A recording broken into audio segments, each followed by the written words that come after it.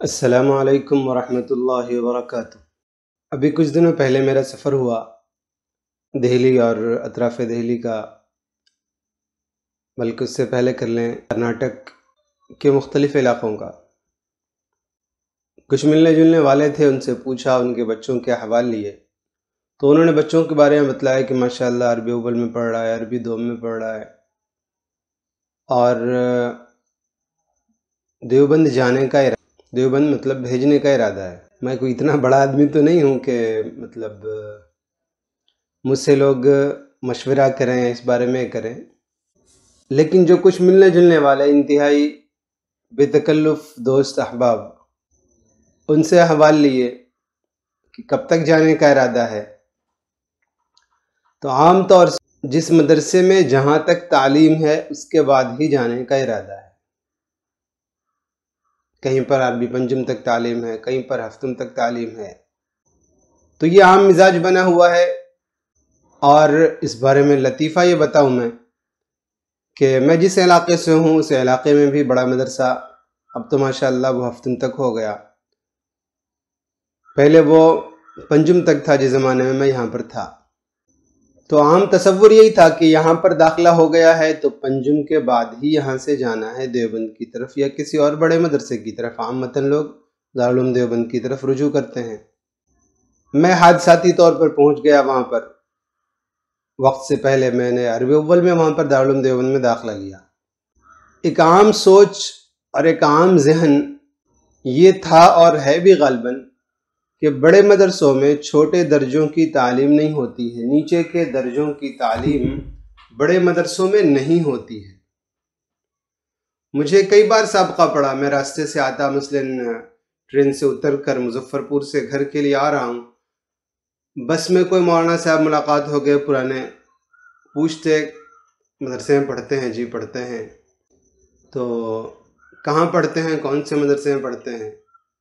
دیوبند میں پڑھتے ہیں۔ تو پہلے وہ پوچھتے ہیں کہ دیوبند میں کس مدرسے میں؟ تو دارالعلوم میں۔ تو اس پر وہ انتہائی حیرت کا اظہار کرتے، اور کرتے صرف نہیں بلکہ یہ کہتے کہ نہیں ابھی نہیں جانا چاہیے تھا آپ کو وہاں۔ کیا مطلب بھائی، کیوں نہیں جانا چاہیے تھا؟ تو ارے بڑا مدرسہ ہے، وہاں پر نیچے درجے کی جو تعلیم ہے اس پر کوئی خاص دھیان نہیں ہوتا ہے یہاں پر، اور تربیت کا جو نظام ہے وہ چھوٹے مدرسوں میں ہوتا ہے۔ یہ اتنی تقریر وہ نہیں کرتے تھے، میں اس کی وضاحت کر رہا ہوں کہ وہ تو یہ سمجھتے تھے کہ تربیت اور یہ ان چیزوں کو یہ بچہ سمجھتا بھی نہیں ہوگا کہ ابھی نہیں جانا چاہیے تھا، ابھی اپنے ہاں رہ کر کے پڑھنا چاہیے تھا۔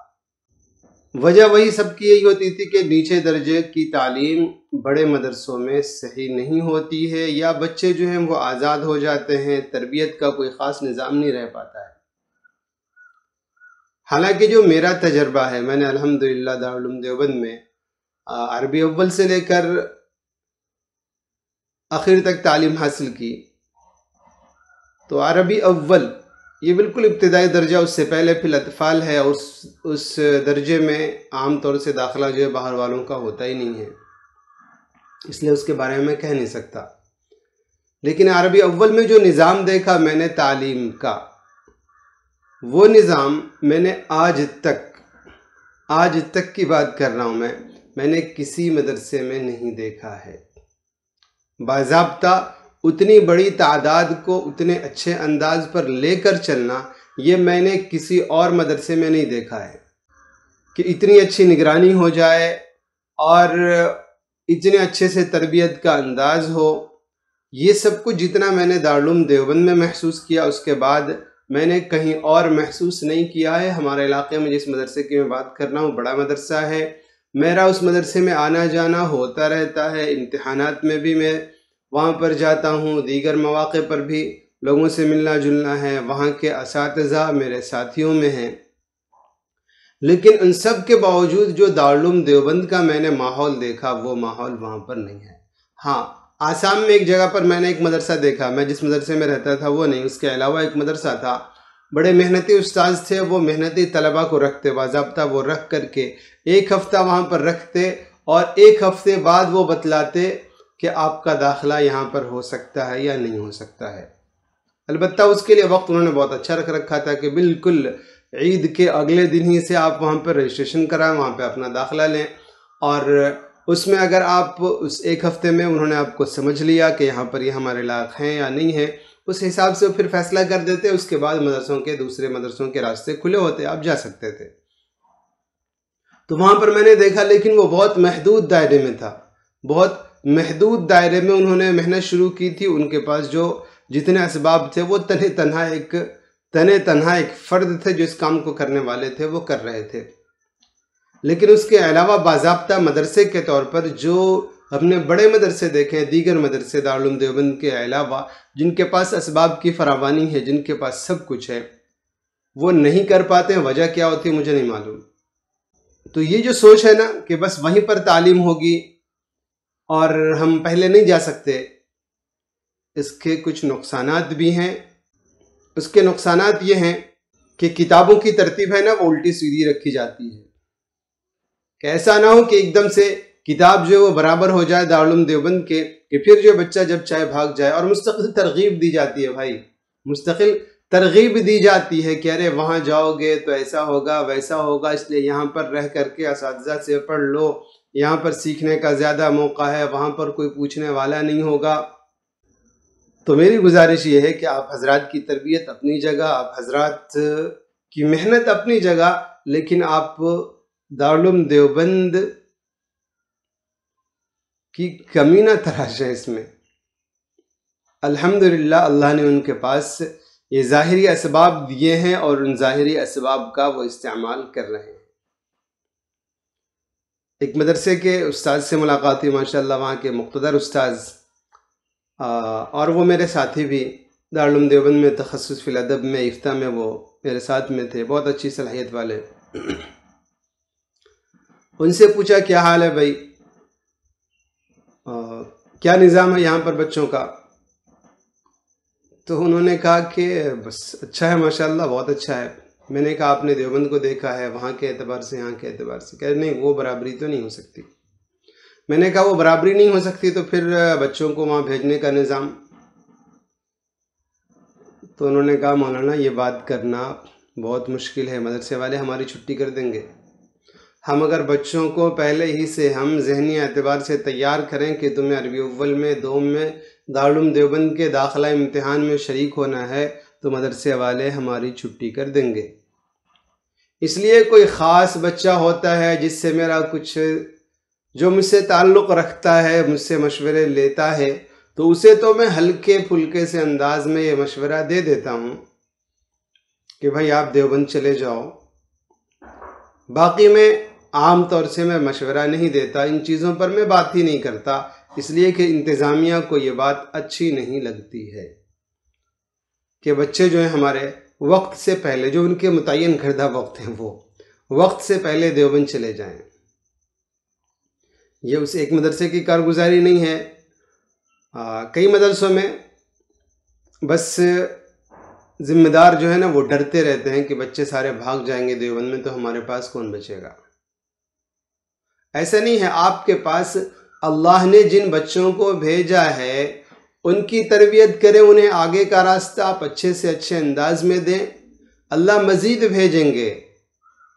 اور ایسا نہیں ہے کہ سارے کے سارے بچوں کا داخلہ ہو ہی جاتا ہے، وہاں پر اچھی خاصی بڑی تعداد ہوتی ہے، کچھ نہ کچھ لوگ آئیں گے، آپ انہیں پھر کامیاب کریں۔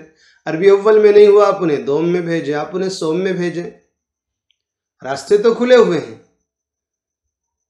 لیکن جو مجھے نظر آتا ہے، مجھ سے کوئی پوچھتا ہے تو مجھے تو خیر خواہ یہی نظر آتی ہے کہ بھائی اسے دیوبند کا راستہ دکھا دیتا ہوں میں کہ جاؤ دیوبند جاؤ۔ جو میں نے دیکھا ہے وہاں پر ہفتہ واری تربیت کا نظام، ماہانہ تربیت کا نظام، ماہانہ امتحانات ہوتے ہیں، وہاں پر الگ الگ قسم کے مسابقے ہوتے ہیں طلباء میں پڑھنے کے اعتبار سے۔ اور آپ سوچ سکتے ہیں مثلا دارالعلوم دیوبند میں ہم لوگ تھے عربی اول میں، بچے تھے ہم لوگ 60 بچے تھے عربی اول میں، اور اس 60 بچوں میں ترتیب جانتے کتنی تھی؟ 4 ترتیب تھی، 4 ترتیب تھی۔ اور پھر خاص بات کہ جن کتابوں کو اہم سمجھا جاتا ہے عربی اول دوم میں، ان کا وہاں پر نظام یہ تھا کہ ان 60 کو یا ان 4 ترتیبوں کو پھر الگ الگ 2 ترتیبوں میں، مثلا نحو امیر ہے نا، بہت اہم کتاب سمجھی جاتی ہے عربی اول کے لیے، تو نحو امیر کو 8 حصوں میں بانٹ دیا گیا نئی نحو امیر کے طلبہ. تو 8 ترتیبیں تھی کل نحو امیر کے لیے. 60 میں 8، آپ دیکھ لیجئے کتنے بچے آتے ہیں ایک استاذ کے پاس. اور پھر اساتذہ کی تربیت ہوتی تھی. ایک مسئلہ تو یہ ہوتا ہے نا ہمارے ہاں کہ تربیت ہوتی نہیں اساتذہ کی، جو جیسے پڑھ کے آیا اس نے پڑھانا شروع کر دیا، ہو گیا. یہ ایک مستقل موضوع ہے کہ کیسے پڑھانا. یہ ہمارے ہاں کوئی نظام نہیں ہوتا ہے. مدرسے کا بہت کھلا ہوا نظام ہے ماشاءاللہ، اللہ نے صلاحیت دی ہے. وسائل فارغ ہو کر کے کتاب لے کر کے بیٹھ گئے کہ وہاں پر اساتذہ کو تربیت دی جاتی تھی، اور پھر اس تربیت کے بعد پھر 7 بچے 8 بچے ہوتے اساتذہ کے پاس، اور پھر اس انداز پر پڑھاتے کہ کوئی بچہ محفوظ نہ رہ پائے، کوئی بچہ بچا نہ رہ جائے جس کا سبق نہ سن لیا جائے، جس سے کچھ تمرین کرانی ہو تو وہ تمرین نہ ہو جائے. اور یہ صرف عربی اول میں نہیں تھا، پھر عربی دوم کے اندر بھی ایسا ہی مسئلہ تھا. عربی دوم میں مثلا ہدایت النحو اہم کتاب مانی جاتی ہے، تو ہدایت النحو کے پھر 2 ٹکڑے تھے. ہدایت النحو کی ترتیب جو تھی اس کے بھی 2 ٹکڑے تھے، اسے بھی 2 حصوں میں تقسیم کر دیا گیا تھا تاکہ ایک ایک بچہ استاذ کی نگاہ میں رہے، ایک ایک بچہ جو ہے وہ سبق سنا سکے، ایک ایک بچہ سبق سمجھ سکے. یہ نظام تھا دارالعلوم دیوبند کا. اور میں نے محسوس کیا الحمدللہ وہاں پر، دیکھیے تعداد ہر جگہ ایسی ہوتی ہے کہ کچھ نہ کچھ جو ہے وہ یوں ہی چلتے رہتے ہیں ایک درجے سے دوسرے درجے میں، لیکن دیگر مدرسوں میں جو تعداد ہوتی ہے ایک درجے سے دوسرے درجے میں جانے والوں کی، یوں ہی سے چلتے چلاتے ساتھیوں کے ساتھ گھسٹتے ہوئے وہ تعداد دارالعلوم دیوبند کے بچوں میں کم ہوتی ہے نیچے درجوں کے بچوں میں. اکا دکا ہر جگہ ہوتے ہیں لیکن یہ تعداد کم ہوتی ہے وہاں پر. اس کی وجہ یہ ہے کہ ہر ایک جو ہے نا وہ استاد کی نظر میں ہوتا ہے، ہر ایک استاد کی نظر میں ہوتا ہے. کوئی وہاں پر چھپ نہیں سکتا، بچ نہیں سکتا کہ میں سبق نہ سناؤں، میں تمرین نہ دکھاؤں. تو یہ سارا نظام جو تھا نا وہاں پر کا، وہ آج تک میں نے کہیں پر اور نہیں دیکھا ہے. اس لیے میں تو مشورہ دیتا ہوں، بلا خوف مشورہ دیتا ہوں میں کہ بھائی آپ نے عربی اول پڑھ لے، اب تیاری کرو. ابھی جہاں پہ گیا میں ایک جگہ یو پی میں، ہمارے قاری صاحب ہیں، وہ دوست ہیں ہمارے، کافی بے تکلف ہیں. انہوں نے اپنے بچے کے بارے میں کہا، میں نے کہا آپ ان کی تیاری کرائیے، آپ ان کی تیاری کرائیے. بلکہ اس سال تو وہ عربی اول میں ہے، اب اسے دوم میں جانا ہے دیوبند میں. میں نے تو اسے پچھلے سال ہی کہا تھا. پچھلے سال انہوں نے کہا نہیں حضرت بہت یہ ہے وہ ہے، کیسا امتحان ہوتا ہے. میں نے کہا بھائی بھیج کے بھی تو دیکھو، بھیج کے تو دیکھ لو، وہاں پر ہو گیا تو اچھی بات ہے، ورنہ کوئی ضروری تھوڑنا ہے. ہو گیا تو بہت اچھی بات، نہیں ہوا تو کچھ تجربہ تو ہوگا. لیکن وہی جو اساتذہ تھے وہاں پر، ان سے بھی ان کا رابطہ تھا، اساتذہ نے انہیں پڑھا دیا کہ بھائی نہیں ابھی نہیں ابھی نہیں. اتفاق سے جن استاذ نے پڑھایا کہ ابھی نہیں، ان کا بچہ جو چپ سے گیا اور اس کا داخلہ بھی ہو گیا وہاں پر. ان کا بچہ تھا یا ان کے سرپرستی میں رہنے والا کوئی بچہ تھا، اس کا داخلہ بھی ہو گیا دارالعلوم دیوبند میں. اور یہ صاحب جن کو میں نے مشورہ دیا تھا، جو ہمارے دوست قاری صاحب تھے، ان کا بچہ گیا ہی نہیں، اس خوف سے کہ پتہ نہیں کیا ہوگا، ابھی نہیں جانا چاہیے، ابھی تربیت کا نظام نہیں ہے. تو اس لیے جو ہے نا ابھی سے آپ تیاری کریں. ماشاءاللہ 4-5 مہینے بچے ہوئے ہیں. ہمارے جو طلبہ ابھی پڑھ رہے ہیں عربی اول میں، دوم میں، اعدادیہ تک کی بات کر رہا ہوں میں تو اعدادیہ کے بعد ہی گیا تھا. اعدادیہ تک کی بات کر رہا ہوں کہ آپ تیاری کریں. وہاں پر کا جو داخلہ امتحان کا جو نظام ہوتا ہے، جن کتابوں کا امتحان ہونا ہوتا ہے، وہ ساری چیزیں آپ کے سامنے موجود ہیں جو تیاری کرنا چاہیں، اور پھر اس کے بعد اسی حساب سے آپ تیاری کریں. انشاءاللہ آپ کو میں پوری گارنٹی کے ساتھ کہہ رہا ہوں کہ پورے ہندوستان کے مدرسوں سے اچھا نظام تعلیم، نظام تربیت اور اساتذہ کی نگرانی کے ساتھ پڑھنے کا موقع ملے گا دارالعلوم دیوبند میں. آپ سے کہہ رہا ہوں یا آپ کے بچے ہوں ان سے کہہ رہا ہوں. اور اساتذہ تھوڑے سے فراخ دل بنے، اساتذہ جو ہے نا وہ تھوڑے سے فراخ دل بنے. بچہ ہمارا چلا جائے گا، ہمارے مدرسے کا نقصان نہیں ہوگا، ہمارے مدرسے کا ہی نام آئے گا. جانتے ہیں نا آپ پہلے زمانے میں ایسا نہیں ہوتا تھا. اب یہ ہوتا ہے کہ جس بچے کا داخلہ ہوا دارالعلوم میں، مثلا اس کی کوئی پوزیشن آئی، کچھ آئی، تو باضابطہ مدرسے کا نام لکھا جاتا ہے داخلہ امتحان میں، پہلی پوزیشن فلاں مدرسہ، دوسری پوزیشن فلاں مدرسہ. تو اس سے بچہ جو ہے نا آپ کا وہ ضائع نہیں ہو جائے گا، آپ کی محنت ضائع نہیں ہوگی، آپ کی محنت جلد ٹھکانے لگ گئی. وہ آپ نے اسے صحیح مشورہ دیا، اس کی بنیاد پر وہ صحیح جگہ پر پہنچ گیا. میں آپ کے مدرسوں کی میں کمی بیان نہیں کر رہا ہوں، لیکن ہم نہیں کر سکتے، وہ ماحول ہم نہیں دے سکتے. جو دیوبند کے نام پر جو ماحول تیار ہو جاتا ہے نا، وہ ماحول ہم بہرحال نہیں دے سکتے. وہاں پر جانے سے ذہن میں وسعت آتی ہے، ذہن میں اچھی خاصی ہوتی، آسانی ہوتی ہے کتابوں کی. اب یہاں پر کسی کو کوئی لغت خریدنی ہے، اتنا لمبا چوڑا یہاں سے وہاں کسی دکاندار سے رابطہ کیا، کسی ساتھی سے رابطہ کیا، اس نے کتاب بھیجی نہ بھیجی، یہ سب وہاں پر ہے. جو چیز جب چاہیے وہاں پہ دستیاب ہے، کتب خانے موجود ہیں، وہاں پہ سب کچھ دستیاب ہے. تو وہاں پر وسیع ماحول علم کا بھی ملتا ہے، وسیع ماحول تجربے کا بھی ملتا ہے، وسیع ماحول ذہن کا بھی ملتا ہے. اس لیے 4-5 مہینے بچے ہیں. اگر آپ کے پاس کوئی بچہ مشورہ کرنے آتا ہے اس حوالے سے، تو آپ صحیح مشورہ دیں. اور اگر آپ کو نہیں معلوم ہے صحیح مشورہ، تو میں بتا رہا ہوں، میں یا جن لوگوں نے ابتدائی تعلیم حاصل کی ہے، ابتدائی تعلیم انہوں نے وہاں پہ حاصل کی ہے، ان سے آپ پوچھ لیں کہ دارالعلوم دیوبند میں عربی اول، دوم، سوم، چہارم، ان کی تعلیم، ان درجوں کی تعلیم کا کیا نظام ہے. انشاءاللہ آپ کو اچھا نتیجہ ہی ملے گا، اچھے جواب ہی ملیں گے. اس لیے یہ بچوں کے ساتھ میرے خیال سے ایک طرح کی امانت داری ہوگی، اور ان کو اور زیادہ ترقی کی راہ پر ڈالنا ہوگا. یہ آپ کا اخلاص ہوگا کہ آپ جو ہے بچوں کو وہ دارالعلوم دیوبند کے لیے ابھی سے تیار کریں. عربی اول، دوم، سوم جب بھی وہ جانا چاہے اس کو جانے کی اجازت دیں. تصدیق نامے میں کوئی مسئلہ نہ ہو، اور کچھ تیاری کرنا چاہ رہا ہے تو ایسا نہیں کہ آپ کے یہاں پنجم تک، ہفتم تک تعلیم ہے، اب وہیں والے بچے جو انہیں کو تیاری کرائی جائے.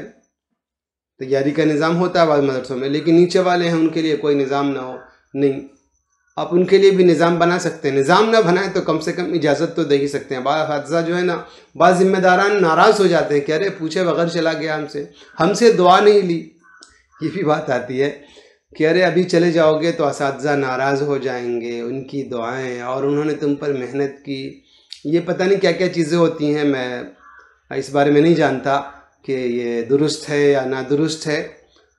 لیکن جو بات دارالعلوم دیوبند کی، آپ سب لوگ دارالعلوم دیوبند کی نسبت پر فخر کرتے ہیں، قاسمی ہیں اور یہ ہیں اور وہ ہیں، ان چیزوں پر ہم فخر کرتے ہیں. لیکن کب کہ کون سا قاسمی آپ کو پسند لگتا ہے، کون سا اچھا لگتا ہے؟ جو وہ قاسمی جو آپ کے مدرسے میں اس وقت تک پڑھا ہو جہاں تک کی تعلیم، مثلا آپ نے ہفتم تک تعلیم رکھ رکھی ہے، ششم تک تعلیم رکھ رکھی ہے، تو آپ کا وہ شاگرد قاسمی آپ کو اچھا لگے گا جو ہفتم آپ کے پاس پڑھ کے گیا ہو. اس سے پہلے چلا گیا تو وہ قاسمی آپ کو پسند نہیں ہے.